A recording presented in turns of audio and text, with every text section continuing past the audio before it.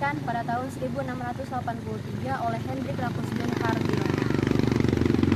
Latar belakang didirikannya benteng Spellwich yaitu terjadi perebutan kekuasaan pada tahun 1680-an di Banten antara Sultan Haji dan Sultan Ageng Tirtayasa yang kemudian dimanfaatkan oleh VOC untuk membantu Sultan Haji menduduki Kesultanan Banten.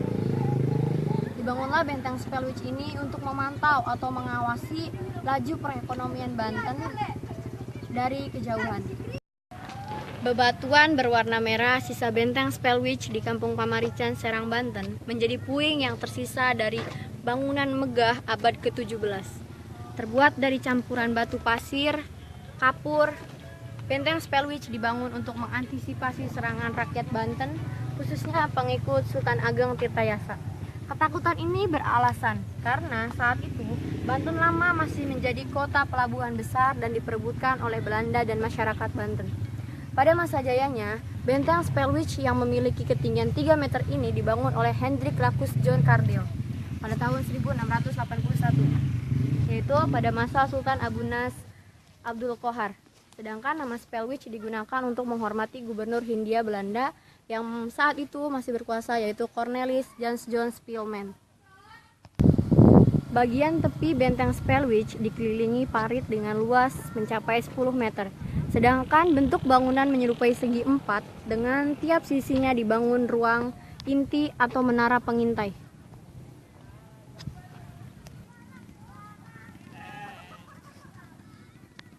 Ruang intip yang masih tersisa dan dinaiki adalah di bagian utara. Dari ruangan ini terlihat lautan dan Banten Lama dari atas. Walaupun kondisinya saat ini telah datar dan hanya sedikit sisa reruntuhan yang dapat dilihat, namun benteng Spellwich masih menyisakan ruang bawah tanah atau bunker yang dapat dihubungkan dengan lorong bagian barat. Di dalam lingkungan benteng masih terdapat bagian pondasi dari sisa-sisa bangunan yang mungkin dipergunakan sebagai perkantoran atau tempat tinggal. Sedangkan di sisi barat masih berdiri kokoh bangunan yang berupa lorong-lorong gelap.